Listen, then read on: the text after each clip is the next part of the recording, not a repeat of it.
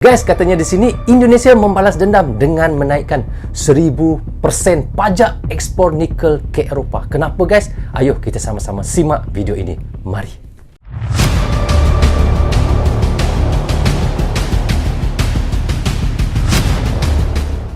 Assalamualaikum, apa khabar semua? Berjumpa lagi kita di dalam Brozul Channel guys. Apa khabar anda orang Indonesia, orang Malaysia dan di seluruh Nusantara? Apa khabar anda semua? Jika sihat, Alhamdulillah guys. Okey guys, hari ini saya mahu mereaksikan satu video daripada channel iaitu Bagi-Bagi. Teman-teman boleh pergi ke channelnya, klik butang subscribe dan klik tombol loceng tanda dukungan teman-teman juga kepada channel Bagi-Bagi. Okey, judul yang kita mahu reaksikan iaitu Indonesia membalas naikkan 1000% pajak ekspor nikel ke Eropah. Iligasi Uni Eropah geruduk istana. Bayangkan guys, bagaimana kerana marahnya Bapak Jokowi pada Uni Eropah hingga Jokowi naikkan lagi sampai 1000% ekspor nikel guys. Wow, bayangkan sampai begitu sekali. Kita tahu warga Indonesia semua mendukung keputusan tersebut dan pasti embargo pasti ada dari Uni Eropah, itu pasti guys. Mereka akan pasti embargo Indonesia dan pajak untuk ekspor nikel akan dilaksanakan. Hal ini langsung diungkap oleh iaitu Menteri Kewangan Sri Mulyani guys. Katanya di sini, kata Sri Mulyani mengatakan iaitu pajak ekspor nikel adalah dukungan kebijakan pemerintah. Jadi ya kita tahulah itu adalah semuanya daripada sokongan pemerintah, perbincangan pemerintah ya. Jadi pelarangan ekspor biji nikel ke luar negeri ini adalah upaya pemerintah Indonesia mendapat nilai tambah yang lebih besar lagi dari komoditas nikel melalui hilirisasi ya, dari hasil ekspor nikel yang sudah dilakukan hilirisasi diprediksi menembus hingga sekarang ini 27 miliar US dollar guys, dan sampai 30 US dollar. Bayangkan guys, ataupun setara di Indonesia dengan 418 triliun ataupun sampai 465 triliun. Bayangkan banyaknya guys, nilai yang begitu banyak guys. Bayangkan bagaimana dulu ekspornya keluar begitu saja gratis tetapi sekarang ini Indonesia mendapat keuntungan yang ratusan triliun rupiah guys. Wow, memang luar biasa Bapak Jokowi guys. Okey guys, bagaimana ceritanya, bagaimana videonya? Ayo kita sama-sama simak dan reaction bersama dengan Brozul. Mari. Jokowi balas dendam, naikkan 1000% pajak ekspor nikel setelah kalah di WTO, Uni Eropa semakin miskin. Kerana marahnya Bapak Jokowi kepada WTO, naikkan 1000% nikel harga ekspor luar negara. Kalau 1000% banyak guys. Luar biasa ya Allah. The topic of palm oil will be a very important one in the discussions. We look forward to the discussion and we hope to receive concrete proposals from the Indonesian side for taking the next step. We know how important palm oil is for Indonesia, for your employment, for livelihoods in the rural areas. As your colleague has just shown. Dan kita harus hati-hati betul. Harus hati-hati betul. Dan lebih penting lagi, detail satu persatu harus diupas. Oleh sebab itu, memang saya mengajak kita semuanya merubah mindset kita. Itulah Bapak Jokowi guys ya. Bagi-bagi. Halo sahabat Bagi-Bagi, tak masuk akal, kekalahan Indonesia dalam sidang WTO justru membuat Uni Eropa semakin miskin. Pasalnya dari kekalahan ini membuat Jokowi marah besar dan akan naikkan pajak ekspor nikel sampai 1000% kabarnya. Bapak Jokowi akan naikkan 1000% ya harga nikel untuk diekspor kerana marahnya kepada WTO itu ya. Jadi padan muka mereka guys. Itulah yang saya bisa bilang. Padan muka, tahu nggak guys? Maksudnya apa ya padan muka? Ambil lah. Maksudnya nggak tahulah padan muka. Itulah orang Indonesia bilang. Maksudnya hajar terus. Gitu. Oke, lanjut. 1000% bayangkan, memang negara seperti Uni Eropa harus dikasih paham, jangan sampai kendor. Kita sebagai warga Indonesia, mau ke WC saja harus bayar. Masa Uni Eropa maunya gratisan? Keputusan memang melampau ya Uni Eropah ni. Kita ni bukan saja pergi ke toilet, malahan kadang-kadang kita mau apa saja pun mau bayar ya. Mereka mau gratis apa dia orang ini ya. Ini dipicu kekesalan Jokowi kepada Uni Eropa yang terus menghalangi hilirisasi di Indonesia. Balas dendam ini akan mulai dilakukan jika pada sidang banding WTO, Indonesia kalah lagi. Sepertinya semua warga Indonesia mendukung keputusan tersebut, bahkan semua menteri dan kabinet akan menyetujuinya, karena ini demi kesejahteraan Indonesia. Benar. Embargo pastinya sudah di depan mata, siap-siap saja. Media masa akan ramai dengan datangnya embargo dari Uni Eropa. Ya. Sahabat bagi-bagi, Ya, pasti ini akan terjadi embargo daripada Uni Eropah kan apabila Indonesia menstopkan ekspor nikel ke luar negara ya. Pasti itu pasti ya. pemerintah harus menelan pil pahit atas kekalahan gugatan Uni Eropa di Badan Penyelesaian Sengketa atau Dispute Settlement Body. Organisasi Perdagangan Dunia atau WTO. Indonesia dinyatakan terbukti melanggar ketentuan, khususnya perihal larangan ekspor biji nikel ke luar negeri. Hasil kekalahan tersebut dituangkan dalam hasil keputusan sengketa DI 592 terkait final report yang keluar pada tanggal 17 Oktober tahun 2022.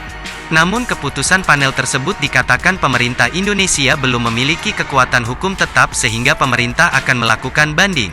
Tetapi jika akhirnya Indonesia benar-benar menelan kekalahan, dan larangan ekspor dibuka lagi, Indonesia kelihatannya sudah menyiapkan instrumen pengganti, agar pendapatan negara dari komoditas nikel bisa tetap cuan bagi Indonesia. Instrumen itu adalah penerapan pajak ekspor. Direktur Pembinaan Program Mineral dan Batubara, Dirjen Minerba Kementerian ESDM, Triwinarno, mengatakan terkait dengan pajak ekspor nikel sudah masuk ke tahap pembahasan. Perencanaan mengenai penerapan pajak ekspor ditujukan untuk bea keluar produk hilirisasi nikel pig iron dan ferronikel. Sahabat bagi-bagi, pengenaan pajak untuk ekspor nikel kelihatannya akan segera dilaksanakan. Akan segera dilaksanakan ya, pajak ekspor nikel. Akan segera dilaksanakan oleh Presiden Jokowi. Hal ini diungkapkan langsung oleh Menteri Keuangan, Sri Mulyani saat berbicara dalam konferensi pers, Komite Stabilitas Sistem Keuangan atau KSSK.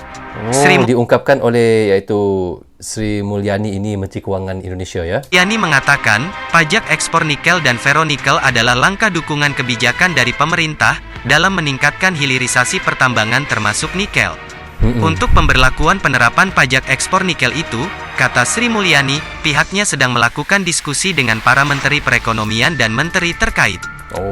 Maksudnya sebelum untuk melaksanakan itu, perbincangan antara semua menteri-menteri ada yang di dalam Indonesia lah. Tetapi untuk dilaksanakan itu nanti, kita tunggu keputusan daripada menteri-menteri ya. Mulyani menambahkan bahwa langkah pemerintah mengembangkan hilirisasi nikel bisa menimbulkan neraca pembayaran Indonesia. Sehingga, trade account menjadi lebih baik. Disebabkan ekspor yang terjadi bukan hanya barang mentah, melainkan memiliki nilai tambah melalui hilirisasi.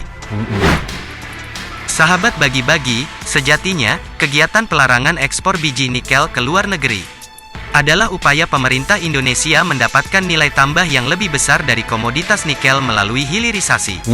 Terbukti, dalam catatan Kementerian Investasi atau Badan Koordinasi Penanaman Modal, pada tahun ini hasil ekspor nikel yang sudah dilakukan hilirisasi diprediksi menembus 27 miliar US dollar sampai 30 miliar US dollar. Bayangkan guys ya.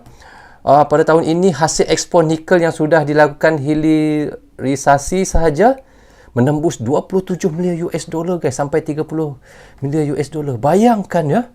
Banyak sampai begitu ya. Kalau wang Indonesia 400 triliun lebih ya, lebih kurang ya guys ya. Diksi menembus 27 miliar US dollar sampai 30 miliar US dollar.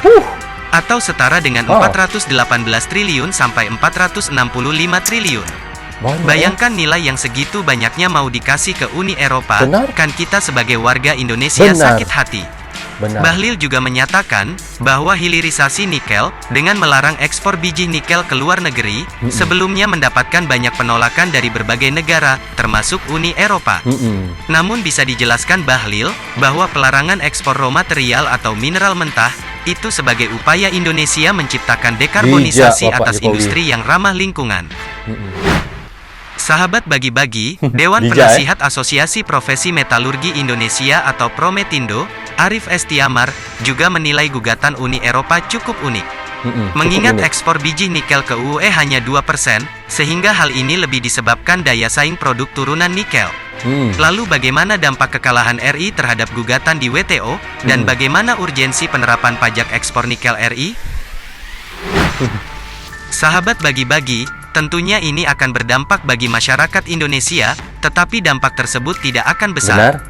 Walaupun Eropah embargo ya Indonesia ini, tetapi bagi saya enggak apa-apalah, itu biasalah. Orang marah ya, biasa memang ada embargo daripada luar negara, itu pasti. Kalau Indonesia diembargo Uni Eropa, juga tidak berdampak sangat besar. Tidak berdampak sangat Kecuali besar. Uni Eropa menggandeng negara seperti China untuk ikut mengembargo Indonesia. Kalau ya benar, kalau China berganding sekali dengan Uni Eropa untuk mengembargo Indonesia, mungkin ada masalah besar lah di situ ya. Kalau Eropa aja, biarkan aja lah. Uni Eropa melakukan itu, sudah pasti ekonomi Indonesia akan drop, karena China adalah salah satu mitra paling penting Indonesia dalam bidang ekonomi. Bagaimana menurut kalian?